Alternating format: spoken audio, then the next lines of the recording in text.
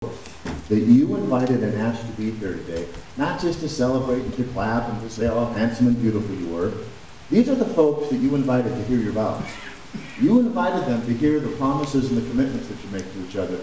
So they've all got a responsibility. And their responsibility is that their job from now on is to help you keep those promises and vows. So I think it's important that you just make sure you remember who they are. So turn around and look at them, and they're going to wave to you, and they're going to be in the corners and down the aisle and at the grocery store, and they're going to be in the foreign country when you're there and you don't think that there's anyone you know. You can do that. You can really wave. It's okay. It's your day. But of course you don't have to. It's fine. This is fun, and today should be fun. But you have a story for your wedding like everybody else does. You've got a story about what it took to get here, and some of it was fun, and you like to tell everybody the stories, and some of it hasn't been so easy.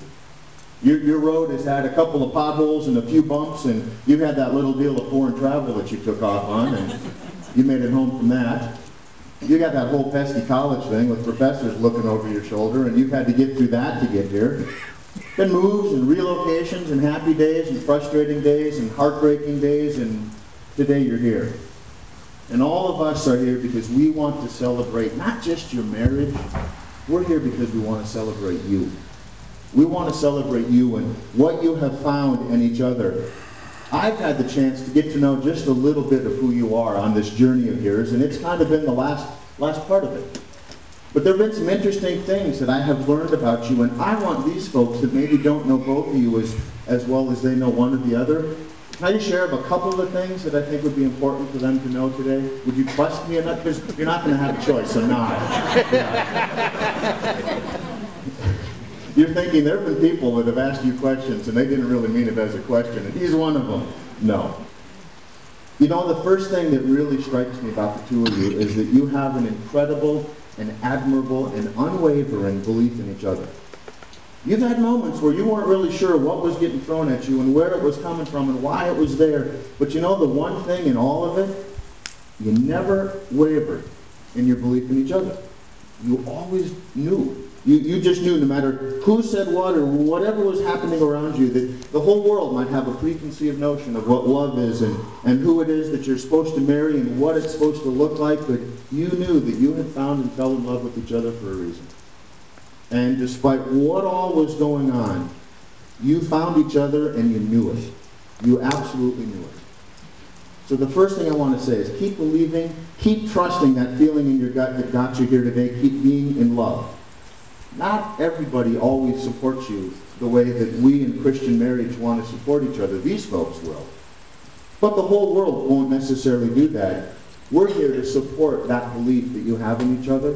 We're here to support and uplift and encourage and maybe even some days remind you of that love that you have for each other. We're here to hold you accountable to the vows that you've made to each other and to the God that you stand before today. So our job, first of all, is to lift up and honor the belief that the two of you have found in each other. The second one is you've got a really unique, you maybe don't even understand this or realize it yet, you've got a really unique perspective on the idea of commitment in marriage. Most people understand commitment as something that we agree to that really doesn't ever cost us very much. We say, I do at our wedding until we don't. And you understand commitment, Ken, I think you do, in an especially strong way, in a way that unless we've walked in your shoes, most of us don't do. You've had to sacrifice to be here today. You, along with them, have had to sacrifice to be here today. There's a difference between saying that I do and making a real commitment to your spouse and to your family. You know a lot about commitment. You know about commitment because you signed those papers to the government that said you do what they told you, no matter what it took, no matter what it required. And you honored the commitment. And you went away to another country and you came back and your commitment never wavered. You made a commitment when you packed off and shipped off overseas. And then you came home and here she is and you make it here today. You understand commitment as something that you agree to. And you know that you're not the most important person. And there's really not much more important that could be said today than that is what marriage is. Starting today, you two are not individually the most important person in your own life. Beginning today, the person that's standing across from you, that becomes the most important person. You read from the book of Ecclesiastes how two become one and how three are stronger than two. That's a wonderful, wonderful verse to read for today, because only in Jesus can that commitment that you have for each other be lived out. In a little bit, you're going to become a living parable to that part of Ecclesiastes, because you're going to take two vases of sand and you're going to add them to a third color sand. And those two vases are going to represent who you are individually, who you were when you walked down the aisle. And you're going to add them to that third color, and there's going to be three colors in one vase. And you're not going to give up who you were, but you're going to take all of who you were and you're going to mix it with a spouse and with a God. And the three of you are going to become something wonderful together. Lastly, I've gotten to know a little bit of how you understand the priority of your relationship. You know that from this day forward, what matters most is your relationship to each other. That passage of the Bible that talks about how we have to leave our families and we cling to the one that we married. Today is when that begins for you. The world likes to make rules and expectations, and they put all kinds of fun names on them. And that's not at all what marriage is about. Marriage is about honoring the commitment you make to each other and honoring the God who you make those commitments to. I see it happening all the time in the church. People expect that they have to do or be something to come and be a part of my congregation. You know what they have to do or be? Is just someone who knows that they need God. You two know that. And what you found is that you also choose to go through life because in a wonderful way you need each other. Don't let your marriage be dictated by the rules and the expectations of the world around you, because it's only going to draw you apart. Let your marriage be governed by the commitment you make, the belief that you have, and the God who you stand before. So hold tight to each other.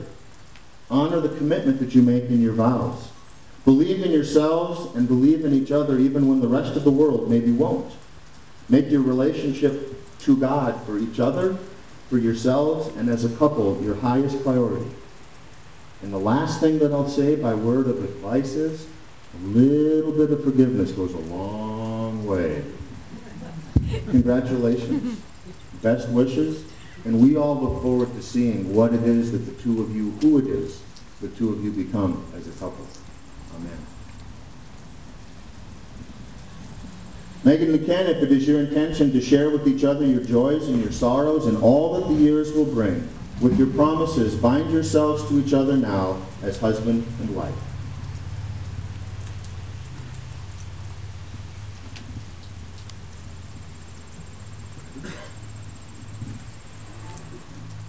I take you, Ken, to be my husband, from this day forward, to join with you and share that all of this together. And I promise to be faithful to you until death does part. I take you, Megan, to be my wife, from this day forward, to join with me and share the vows of the days to come. And I promise to be faithful to you until death parts us.